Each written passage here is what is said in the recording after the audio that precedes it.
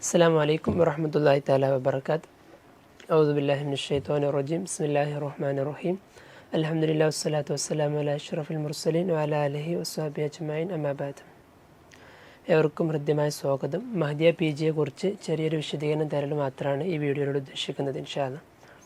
നമ്മുടെ PGയുടെ പേര് ആദ്യമായിട്ട് PGയുടെ പൂർണ്ണമായിട്ടുള്ള നാമം Mahdiya PG in integrated Islamic studies and life skills എന്നുള്ളതായിരിക്കും. ഇത് മഹ്ദിയ ഡിഗ്രിയുടെ ഒരു തുടർച്ചയാണെങ്കിലും അതിൽ നിന്നും വ്യത്യസ്തമായിട്ടുള്ള കിതാബ് പേപ്പേഴ്സ് കാര്യങ്ങളായിരിക്കും ഈ PGയിൽ ഉണ്ടാവുക.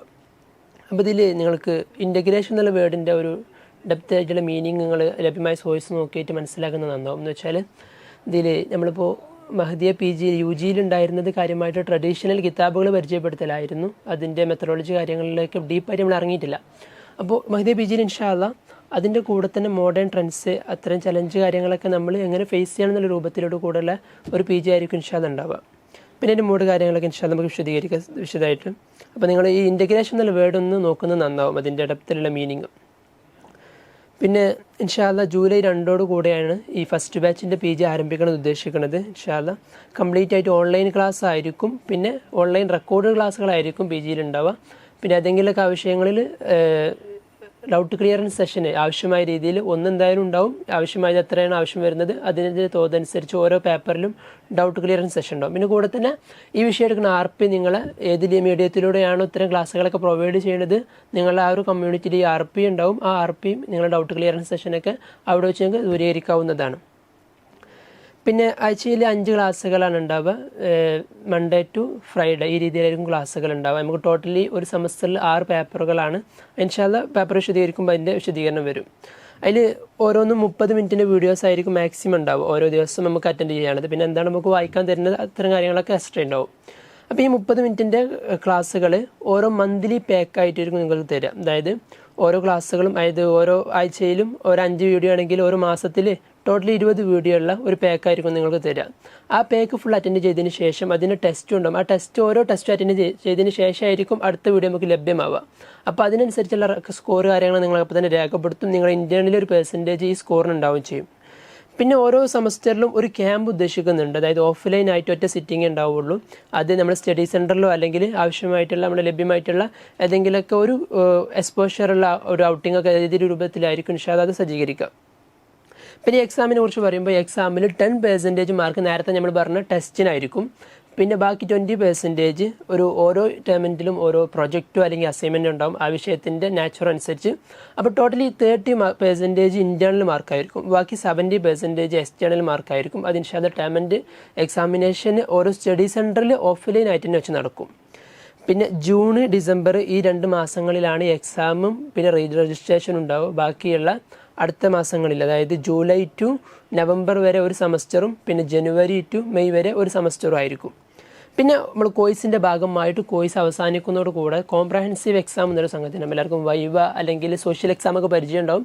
അതിൻ്റെ പോലെ തന്നെ ഒന്നും കൂടി കോംപ്രഹെൻസീവ് ആയിട്ട് ഒന്നും കൂടി ഇൻക്ലൂസീവ് ആയിട്ടുള്ളൊരു എക്സാം ആയിരിക്കും കോംപ്രഹെൻസീവ്. അത് നമ്മുടെ കോഴ്സിൻ്റെ മോഡ് പറഞ്ഞാൽ നിങ്ങൾക്ക് മനസ്സിലാവും എന്തിനാണ് ആ എക്സാം എന്നുള്ളത്. പിന്നെ ഫീ വരുന്നത് 1500 രൂപയാണ് ഫീ ആയിട്ട് വരുന്നത്. കോഴ്സിൻ്റെ ട്യൂഷൻ ഫീ, അതിൽ നിങ്ങളെ മെറ്റീരിയലിൻ്റെ സോഫ്റ്റ് കോപ്പി, പിന്നെ നമ്മുടെ ക്ലാസ് ഈ 2 സംഗതി ഇൻക്ലൂഡഡ് ആയിരിക്കും. പിന്നെ എക്സാമിന് 500 രൂപ എക്സാം ഫീ ആയിട്ട് വരും ഓരോ സെമസ്റ്ററിലും. പിന്നെ മെറ്റീരിയൽ നിങ്ങൾക്ക് ഹാർഡ് കോപ്പി അല്ലെങ്കിൽ വേറെ എന്തെങ്കിലുമൊക്കെ എക്സ്ട്രാ റീഡിങ്ങിൻ്റെ ടെസ്റ്റുകളൊക്കെ ആവശ്യമുണ്ടെങ്കിൽ അത് എക്സ്ട്രാ പോസ്റ്റൽ ചാർജും പുസ്തകത്തിൻ്റെ കോസ്റ്റൊക്കെ ആഡ് ചെയ്തിട്ട് അത് ചെറിയൊരു കോസ്റ്റ് അതിനും വരും. പിന്നെ നമ്മളിപ്പോൾ സ്റ്റഡി സെൻറ്ററുകൾ ഇൻഷാ അല്ലാഹ് വൈകാതെ ഔട്ട് ചെയ്യും. കുട്ടികളുടെ അവൈലബിലിറ്റിയും കാര്യങ്ങളൊക്കെ ആയിട്ട് ഇൻഷാ അല്ലാഹ് നമ്മൾ അബ്രോഡ് വിദേശത്തും സ്റ്റഡി സെൻറ്ററുകൾ സാധ്യമായ രീതിയിൽ ഒരുക്കാനുള്ള പദ്ധതികളുണ്ട്.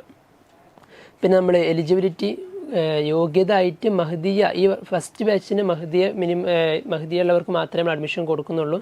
മഹ്ദിയ ഡിഗ്രിയിൽ മിനിമം 55% 55% മാർക്ക് എന്തായാലും കരസ്ഥമാക്കിയിരിക്കണം. പിന്നെ വരുന്നത് സബ്ജക്റ്റ് 6 ഏരിയകളെ നേരത്തെ സൂചിപ്പിച്ച് അതിൽ ഖുർആൻ, ഹദീസ്, ഫിഖ്, പിന്നെ social science, life skill, add on, ഇങ്ങനെ 6 ഏരിയകളാണ് വരുന്നത്. അതിൽ ഖുർആനിൽ വരുന്നത് ഉസൂൽ തഫാസീർ എന്നുള്ളൊരു ഏരിയ വരും. പിന്നെ തീമാറ്റിക് തഫ്സീറുൽ മൗദൂഇ എന്നുള്ളൊരു ഏരിയ വരും. പിന്നെ സയൻസ് ഓഫ് ദി ഖുർആൻ, ഉലൂമുൽ ഖുർആൻ എന്നുള്ളൊരു ഏരിയ വരും. പിന്നെ ഹദീസിൽ തദ്വീൻ ഉണ്ടാകും. തദ്വീൻ എന്ന് പറഞ്ഞാൽ ഹദീസിൻ്റെ ബേസിക്സ് പഠിക്കണ ഒരു ഹദീസ് എന്നുള്ളൊരു ഫൻ എങ്ങനെ രൂപപ്പെട്ടു എന്നുള്ള വിഷയങ്ങളൊക്കെ പഠിക്കൽ തദ്വീനിലായിരിക്കും. പിന്നെ ദിറാസ തഹ്ലീലിയ മിൻ ഹദീസ് ആയിഷ റളിയല്ലാഹു അൻഹ, ആയിഷ റളിയല്ലാഹുവിൻ്റെ മുഖ്താറായ കുറച്ച് ഹദീസിൽ ഒരു ദിറാസ തഹ്ലീലിയ. പിന്നെ ഷമായിൽ, നബിൻ്റെ ഷമായിൽ വിശദീകരിക്കുന്ന ഏതെങ്കിലും മോഡേൺ കിതാബുകളായിരിക്കും അധികം ഉണ്ടാവുക.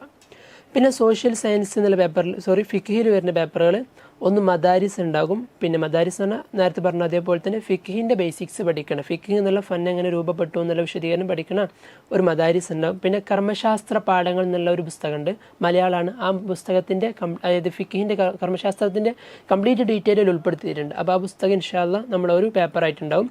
പിന്നെ ഖലായ മുഅസ്സറ, ഈ ഒരു കാലഘട്ടത്തിൽ വളരെ അടിസ്ഥാനപരമായിട്ടും ആയിരിക്കും, അഡ്വാൻസ്ഡ് ആയിരിക്കും, അതിൻ്റെ ഒരു മീഡിയം ലെവലിലായിരിക്കും. പിന്നെ സോഷ്യൽ സയൻസ് എന്നുള്ളൊരു ഏരിയയിൽ വരുന്നത് ഫൗണ്ടേഷൻസ് ഓഫ് ഇസ്ലാമിക് തോട്ട് എന്നുള്ളൊരു പേപ്പർ ഉണ്ടാവും ഇൻഷാ അല്ലാഹ്. പിന്നെ contemporary challenges, Islamic psychology, Islamic society and civilisation, ഇങ്ങനെ 4 പേപ്പർ സോഷ്യൽ സയൻസിൽ വരും. അതേപോലെ തന്നെ നമ്മൾ ലൈഫ് സ്കിൽ എന്നുള്ളതിലും ഒരു 4 പേപ്പറുകൾ വരും.